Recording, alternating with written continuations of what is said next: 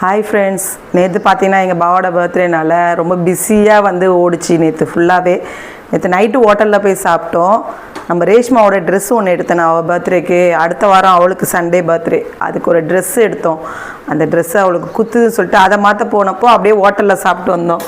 என்ன வந்து சாப்பிட்டோன்னா அங்கே வந்து பரோட்டாலாம் சாப்பிட்டோன்னா அந்த வீடியோ நான் உங்ககிட்ட ஷேர் பண்ணுறேன். அடுத்து பார்த்திங்கன்னா நாங்கள் ஆர்டர் பண்ணோம், ஆனால் எங்களால் யாராலையும் சாப்பிட முடியல.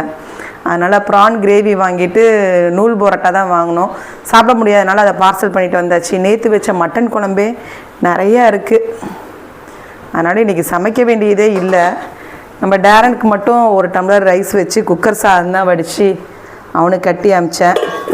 அதே மாதிரி மட்டன் வறுவலும் இருக்குது. மட்டன் உருளைக்கிழங்கு போட்டு வறுவல் செஞ்சுருந்ததும் இருக்குது. நேற்று செஞ்ச கேசரியும் இருக்குது. இன்றைக்கி எப்படியாவது இதெல்லாம் முடிச்சிடணும்னு நினைக்கிறேன். ஏன்னா எல்லாமே பழசு.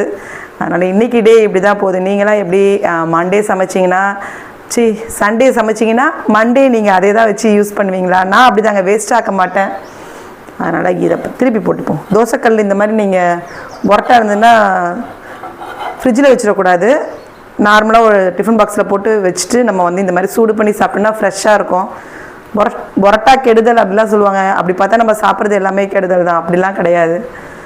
பிடிச்சதை எப்போயோ ஒரு தடவை சாப்பிட்டுக்கலாம். என்ன நாங்கள் இப்போ நடுவில் எதாவது எங்கேயோ வெளியே போனால் சாப்பிடுவோம். எனக்காகவே முக்கால்வாசி வெளியே சாப்பிடுவோங்க. ஏன்னா நான் சமைச்சா தான் சாப்பாடு, வேறு எங்கேயும் போய் சாப்பிட மாட்டோமா. பார்த்திங்கன்னா சூப்பரான ப்ரான் நிறைய இருக்குது. ஆசிஃப் வந்து சூப்பராக இருக்கும்.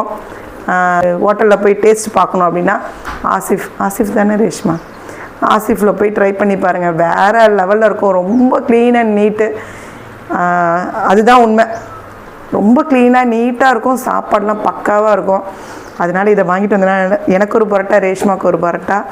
நாங்கள் ப்ரான் கிரேவி வச்சு சாப்பிட போகிறோம். இது வந்து பார்க்க நார்மலாக இருக்குது. இதை வந்து பிச்சா நூலாக வரும்.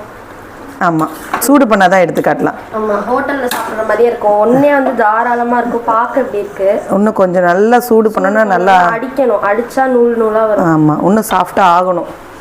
அதனால் இன்றைக்கி எங்களுக்கு வேலையே இல்லை. காலையிலே நானும் குளிச்சுட்டு வந்துட்டேன். சாப்பிட்றது நானும் ரேஷ்மாவும் ஜாலியாக என்ஜாய் பண்ணுறது. இந்த வீடியோ பிடிச்சிருந்தா லைக் பண்ணுங்கள். சப்ஸ்கிரைப் பண்ணாமல் பார்த்துட்டு இருந்தீங்கன்னா சப்ஸ்கிரைப் பண்ணுங்கள். தேங்க்யூ.